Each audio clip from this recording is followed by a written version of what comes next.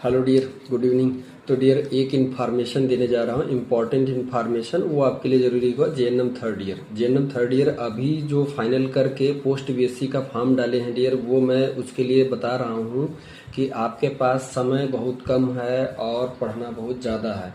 तो एक स्ट्रेटजी के तहत आप पढ़ेंगे नहीं, एक प्लानिंग के तहत आप पढ़ेंगे नहीं तो आप रिवाइज नहीं कर पाएंगे, और अब रिवाइज नहीं कर पाएंगे तो आपकी रैंक अच्छी नहीं आएगी, क्योंकि नंबर नहीं उठेगा।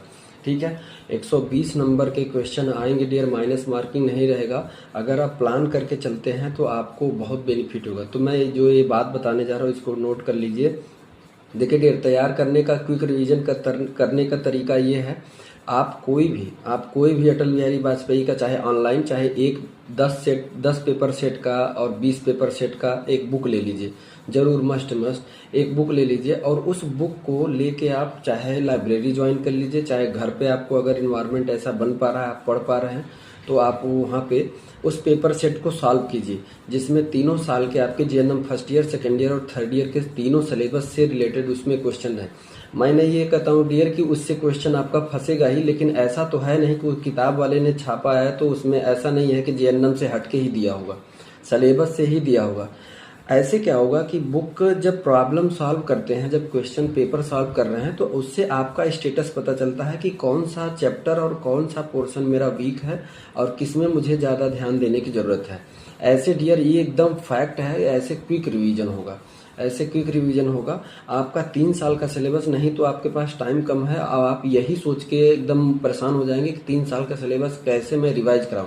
तो रिवाइज करने का आसान तरीका यही है डियर कि एक पेपर सेट का एक बुक ले लीजिए, जो 200-400 का बुक मिल जाएगा आपको, ले लीजिए और उस पेपर सेट को एकदम ध्यान से सॉल्व करिए। जो क्वेश्चन आपको आता जा रहा है उस पर ध्यान मत दीजिए, लेकिन जो फंस रहा है उसको अलग से कॉपी एक रखिए और उस टॉपिक को नोट करिए कि इस टॉपिक से अभी एक भी क्वेश्चन ऐसा हुआ है कि मेरा जो है कि सॉल्व नहीं हुआ, इसको मुझे अच्छे से पढ़ना है।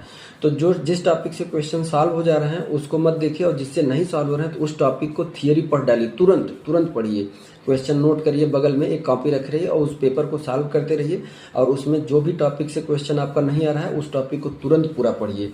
ऐसे करेंगे डियर तो पूरा आपका सिलेबस 3 साल का कवर हो पाएगा, और जो चीज़ें आपको नहीं आ रही है सिर्फ वही आप पढ़ पाओगे, और इसी से आपकी मजबूती बन जाएगी, और तभी आप एक अच्छा रैंक ला सकते हो, अच्छा नंबर ला सकते हो, तभी आपको अच्छे कॉलेज मिलेंगे।